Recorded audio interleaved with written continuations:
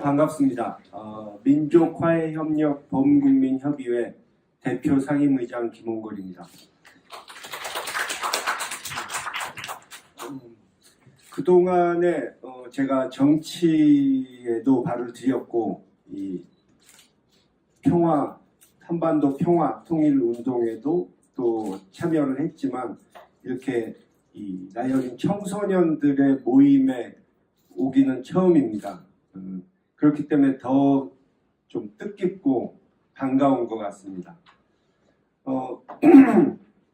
요즘에 이 작년부터 한반도 평화의 가능성이 높아지면서 많은 국민들이 이 새로운 시대에 대한 기대를 많이 하고 있지만 우리 젊은 층에서는 아직 관심도도 좀 떨어지고 또 우리 사회에서 뭐 입시라든가 취업이라든가 여러 가지 어려운 점들이 많기 때문에 우리 생활이 여러 가지 힘든데 북한 신경 쓸 겨를이 어디 있느냐 이렇게 불평을 하는 사람도 많이 있다고 들었습니다. 그런 것 때문에도 사실 저희가 이 남남 갈등 해소라든가 북한 바로 알기 또 새롭게 오는 동북아의 시대가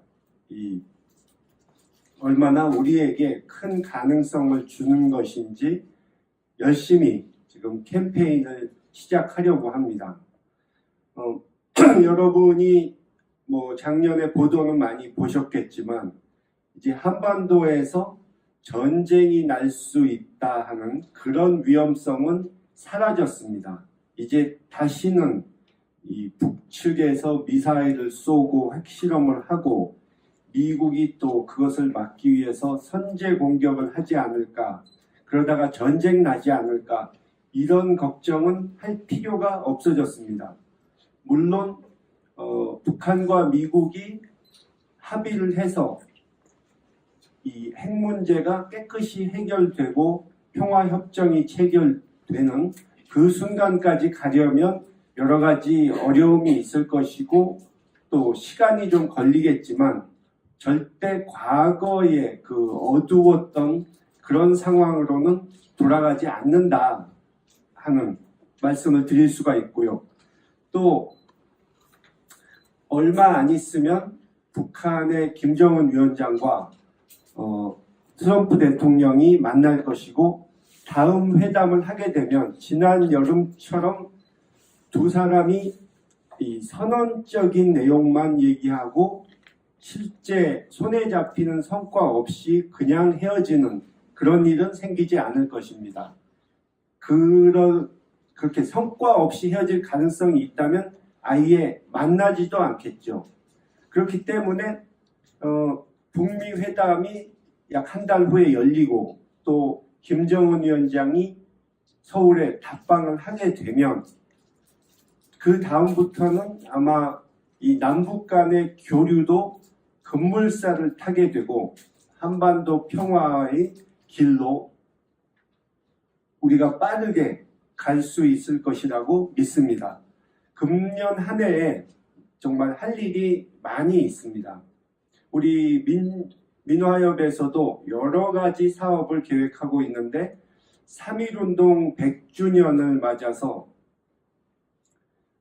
과거 일본에 강제로 끌려가서 군인이나 노무자로 일하다가 돌아가신 분들의 유고를 일본 땅에 지금까지도 버려져 있는 그 유고를 우리 땅으로 모셔와서 그분들의 한을 풀어드리는 일을 남과 북이 함께 지금 하고 있고 또 여름 방학 때는 여러분이 아마 들어보셨을 텐데 대학생 국토종단 대장정이라고 있죠.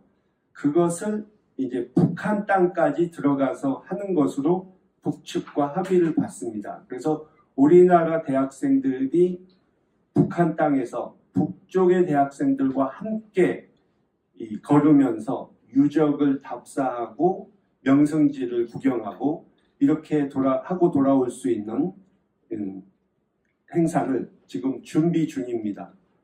그래서 앞으로는 대학생뿐만 아니라 지금까지는 주로 교류란 것은 나이 드신 분들이 많이 했는데 이제는 대학생 또 앞으로 나아가서는 우리 청소년들과 심지어 어린이들까지도 북측 사람들을 만나서 같은 또래의 북쪽 학생들을 이렇게 만나서 교류하고 북이 과연 어떤 사회인가 또 우리와 같은 점은 어떤 것이고 다른 점은 무엇인가 앞으로 그들과 어떻게 화합해서 함께 살아갈 수 있을 것인가 하는 점을 실감하고 좀 배울 수 있도록 노력하려고 하고 있습니다. 우리가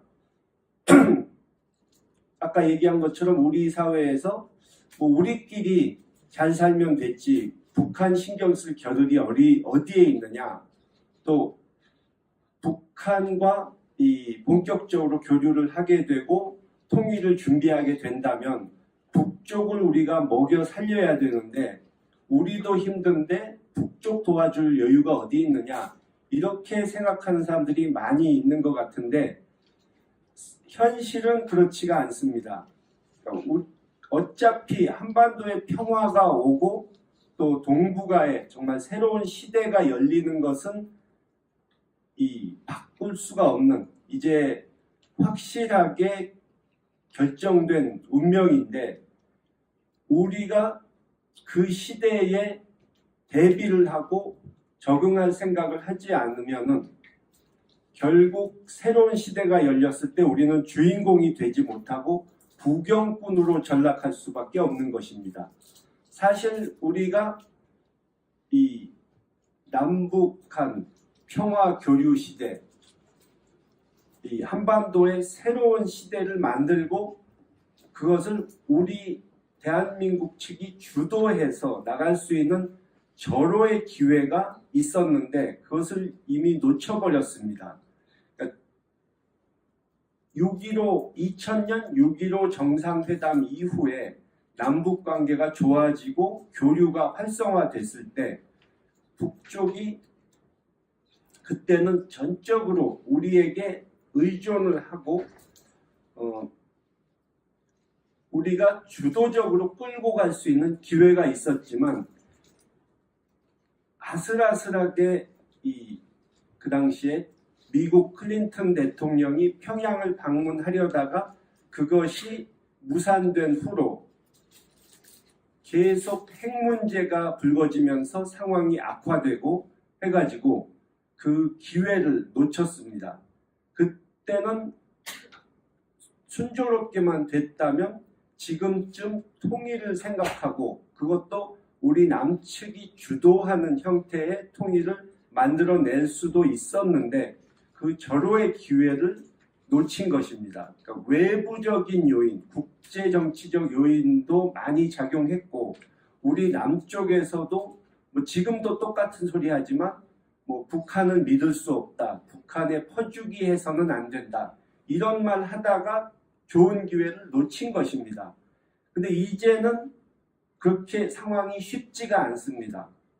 북한이 개방과 개혁의 길로 간다고 했을 때 이제는 중국이나 일본이 우리에게 걸림돌이 될 수가 있습니다.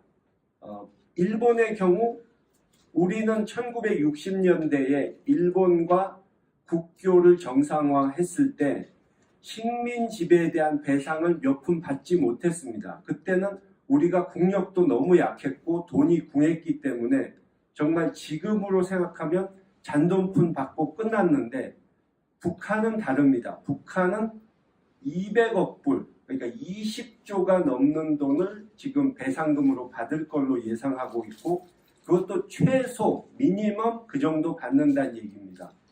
추가로 한 200불 더 나올 수도 있습니다. 그러면 북한 1년 GDP에 맞먹는 액수죠.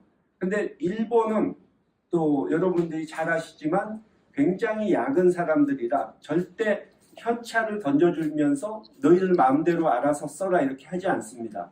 상당 부분은 일본 물건을 사가게 만들고 그 돈으로 또 상당 부분은 일본 회사가 가서 공사를 그만큼 해주겠다. 뭐 이런 식으로 할 겁니다. 그러면 자연스럽게 일본은 이 북한 경제에 진출을 하게 되죠. 또 중국의 경우 북한이 개혁 개방의 길로 간 후에 혹시라도 미국과 더 친해진다. 그러니까 미국 쪽으로 기운다. 이렇게 되면 자기들의 안보에 큰 위협이 되기 때문에 이 북한의 말 그대로 퍼주기를 할 수 있는 입장이고, 작년 한 해만 해도 중국 기업인들이 2,000명이나 북한을 방문해서 비즈니스 상담을 했다는 얘기를 제가 들었습니다. 우리는 그것에 비하면 터무니없이 지금 뒤처져 있는 겁니다. 그러니까 우리가 과거에는 쉽게 북한 경제를 접수할 수도 있었지만 이제는 우리보다 훨씬 자금력이 앞서는 일본과 중국 이런 세력에 맞서서 싸워야 하기 때문에 돈으로는 도저히 우리가 경쟁이 되질 않고,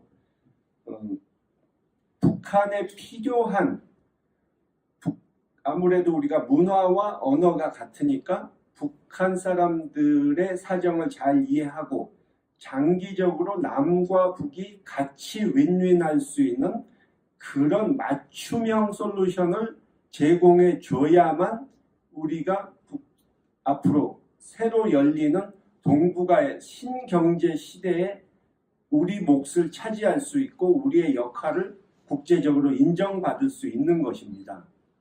그렇기 때문에 지금 아까 말한 것처럼 뭐 북한을 못 믿겠다, 또 뭐 북한에 뭐하러 퍼주기 하느냐, 이렇게 우리끼리 싸움하고 있는 동안에 다른 나라에서 이 북방으로 진출할 수 있는 새로운 경제의 파이를 다 가져가고 우리는 구경꾼 신세로 전락할 수도 있다는 것입니다. 또 이 취업에서 어려움을 겪고 있는 젊은 층들 중에는 북한을, 그러니까 우리도 먹고 살기 힘든데 북한을 도와줄 겨를이 어디 있느냐, 그렇게 얘기하는데, 우리 경제는 지금 여러 가지로 이 벽에 부딪혀 있습니다. 단순히 경기가 나쁜 게 문제가 아니고 여러 가지로 뭐 예를 들어서 4차 산업혁명이 일어나면서 같은 공장 안에서도 사람이 덜 필요한 자동화가 돼서 일자리가 줄어들고, 또 해외로 나가는 기업이 있어서 일자리가 줄어들고, 뭐 이런 식으로 이 경제 구조가 바뀌기 때문에 어쩔 수 없이 일자리가 줄어들고 그렇게 해서 취업이 어려워지는 그런 부분이 있는데, 단순히 우리 내부에서 아무리 돈을 풀어도 그것은 일자리 늘리는데 한계가 있습니다. 그런데 북한이 개방돼서 우리가 그곳에 진출하게 된다면 북측과 여러 가지 거래를 하면서 북쪽에 뭐 첨단 산업기지 공단을 세우면서 우리는 지식과 노하우 여러 가지 이런 것들을 제공하고 또 국제적 네트워크를 거기 접목시켜주고 이런 역할을 하고, 북한은 값싸면서도 훈련이 잘 되고 교육을 잘 받은 노동력을 제공하고 뭐 이런 식으로 남북이 서로 필요한 것을 대주는 윈윈할 수 있는 모델을 만들어낸다면 이 일자리 창출에도 엄청난 도움이 될 겁니다. 또 그 부분에 있어서는 문화와 언어가 같은 우리가 어느 나라보다도 앞서는 그런 형편입니다. 예를 들어 지금 우리 민화협에서도 제주의 흑돼지를 북한에 보내서 거기에 첨단 스마트 농법 이 축산단지를 만드는 것을 장기적인 프로젝트로 계획하고 있는데, 언뜻 생각하면 1차 산업인 돼지 키우는 게 뭐가 그리 대단한가 이렇게 생각할 수 있습니다. 그런데 우리 남쪽에서는 여러분들이 아마 시골에 사는 분들은 별로 없을 것 같은데 그럼 잘 모를 겁니다. 근데 현실이 대규모의 축산단지를 만들 수가 없습니다. 다 주변에 사람들이 살고 그렇기 때문에 뭐 냄새 난다, 뭐 수질 오염된다 이런 민원들이 들어와서 그런 것을 만들 수가 없습니다. 또 그렇게 대규모 축산단지를 만들 수 없기 때문에 이 첨단 이 축산 기법, 여러 가지 IT라든가 여러 가지 첨단 기술을 이용한 첨단 축산 기법이 있음에도 불구하고 대규모 단지에서 그 첨단 기술을 집약시켜서 실험해보는 이런 시도도 못하고 있습니다. 근데 북한에 가면 그게 가능합니다. 그러니까 땅은 나라에서 주는 것이고 국가 시책으로 밀어붙이면 얼마든지 됩니다. 그렇기 때문에 이 남쪽에서 하지 못하던 실험을 북한에 가서 할 수 있고 그것이 성공하면 그 성공한 모델을 국제적으로 수출을 할 수 있는 겁니다. 또 북한에 우리가 철도로 육로로 북한을 지나서 중국, 러시아, 유럽으로 가게 된다면 그동안에 우리가 이 한반도 남쪽에 갇혀 있어 가지고 꼼짝 못하고 섬나라처럼 살던 그 신세에서 대륙으로 뻗어가면서 우리의 시장, 항상 우리가 내수 시장이 작아서 그것 때문에 경제가 어려움을 겪는데 북한을 합치면 8천만 가까이 되고 그 위에 중국 동북 지역까지 합치면 수억이 됩니다. 엄청나게 큰 시장을 우리가 또 가질 수 있게 되는 겁니다.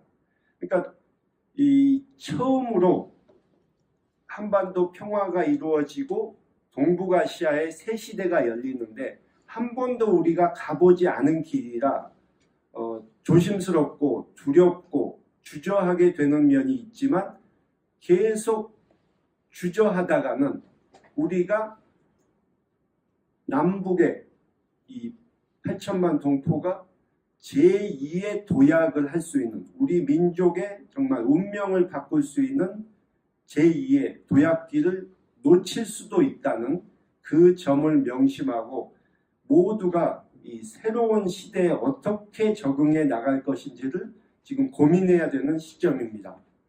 그리고 우리가 이 평화통일 문제를 얘기할 때 이제 우리 한국 정치에 대해서도 한마디는 할 수밖에 없는데요.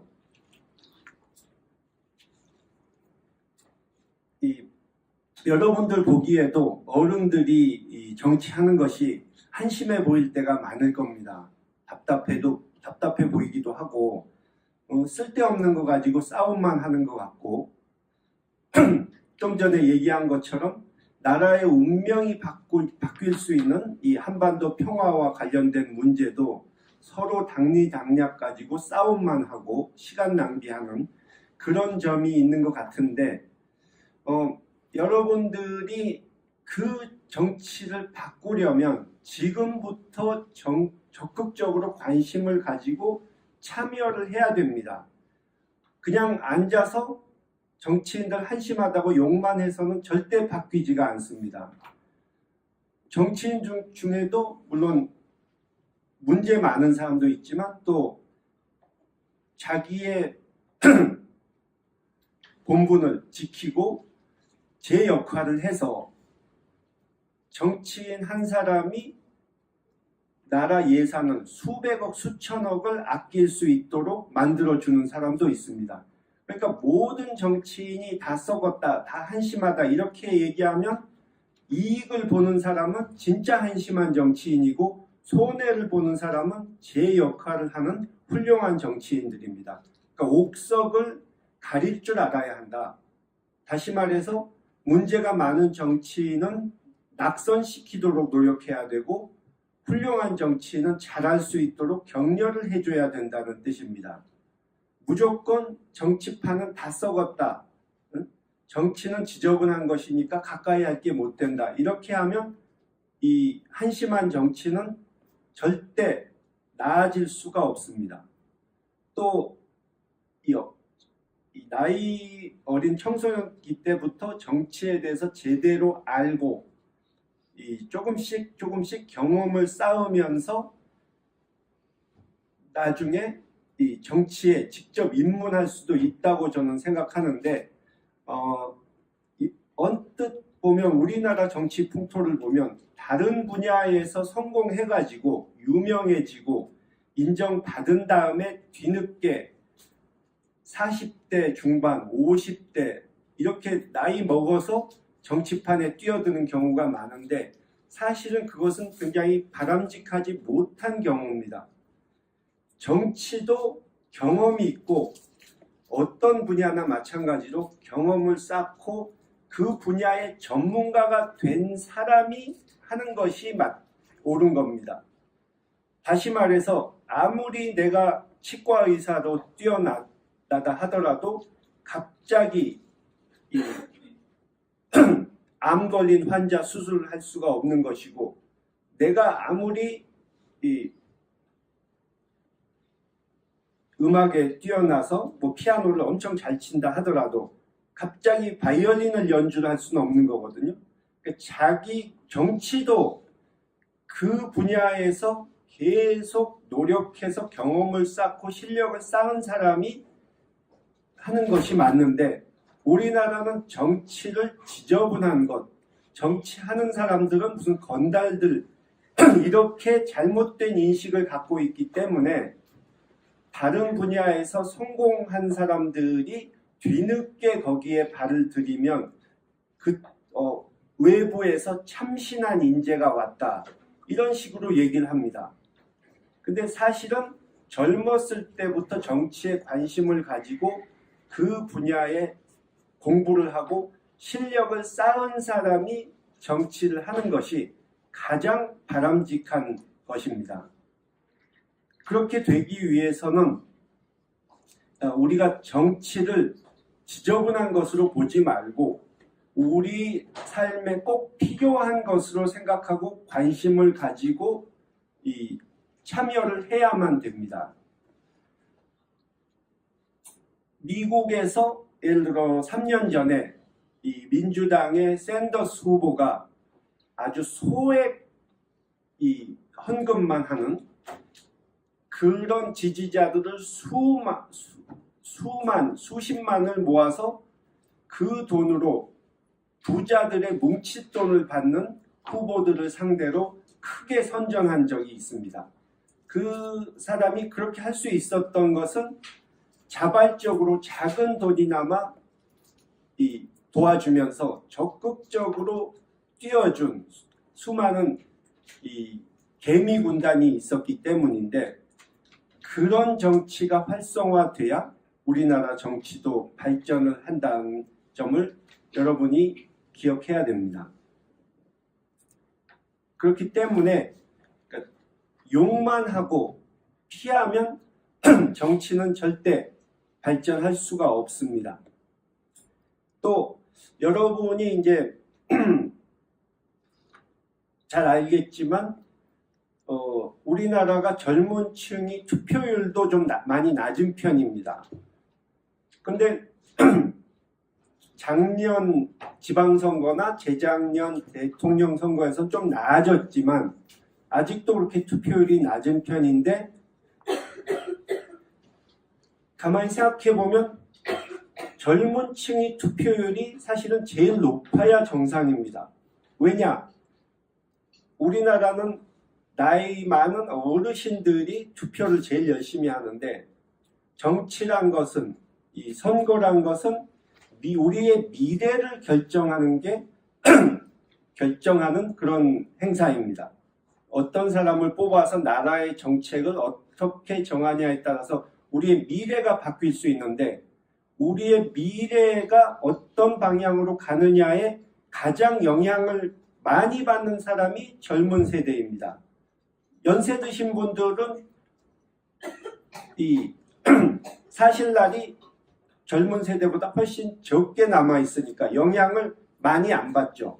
20년, 30년 후에 일어날 일들의 영향을 가장 크게 받는 게 젊은 층인데 젊은 층이 적극적으로 정치에 나서지 않는 것은 좀 문제가 있는 겁니다.